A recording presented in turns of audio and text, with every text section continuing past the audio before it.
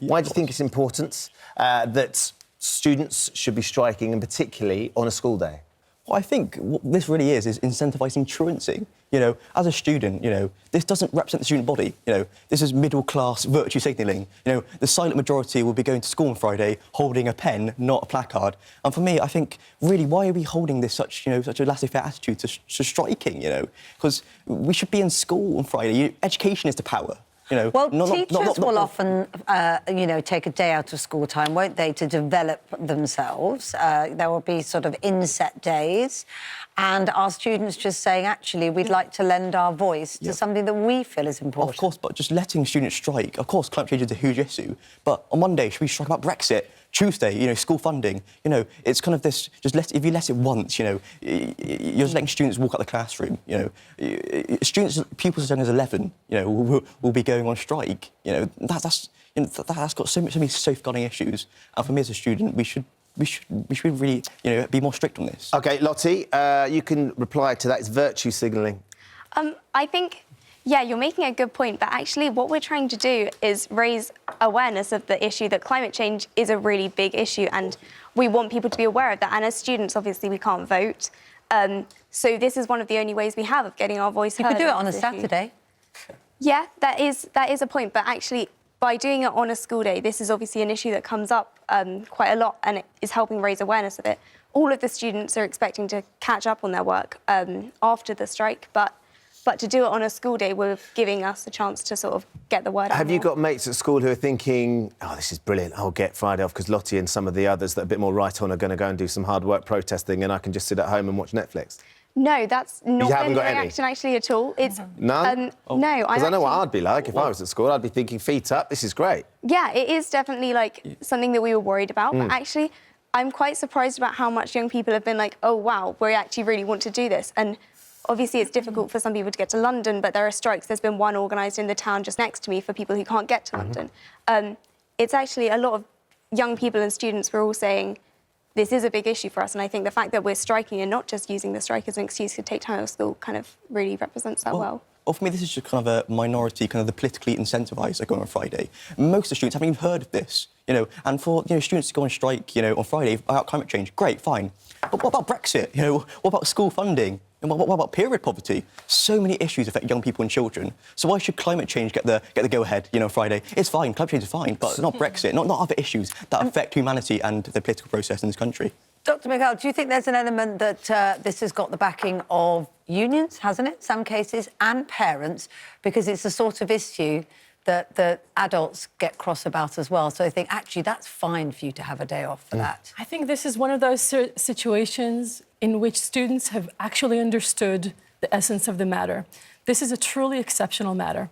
Climate change is not just like any other subject, and you don't see students striking about any other subject. You don't see them walking out. Well, not yet. They might do now when they realise they get a day off. And we've had severe policy issues on our plate for a while, yet this is the one that they've chosen to mobilise themselves on because they understand that they're the ones paying for what Michael's generation and for what my generation is leaving them with. And they're the ones who have to live with these consequences the longest, and they're taking their voice and making it heard. So, Michael, undoubtedly, as a former Ofsted inspector and anybody in the teaching profession, having students that are engaged politically, that are engaged with subjects to the point where they actually want to take it out of the classroom and protest about it, it's something you strive for, it's something you dream of. And suddenly here you have an opportunity where all these students are mobilising and going out and making their voices heard, and yet you think it's a bad idea.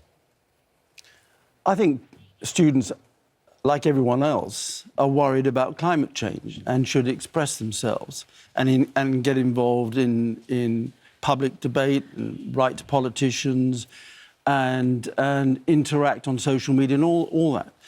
But which is what they're doing. But it's not acceptable to leave school. Climate change is a big issue, but when I was at Ofsted, as important an issue, I have to say, is the growing inequality in education and the number of poor children that don't do well in our education system and the growing gap between the attainment and progress levels of poor children and those from more middle-class, more prosperous backgrounds.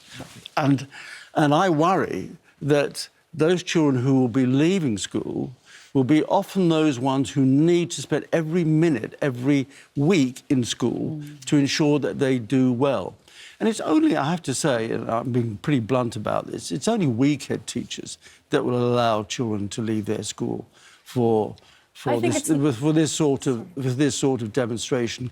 Good head teachers will talk to their youngsters and say, certainly get involved in this important issue, but you're not going to leave my school. So it's just the weak teachers that are letting them leave, Dr. Michal? Well, I'm very sorry to hear you don't have faith in our young generation. I think it's the student council leaders.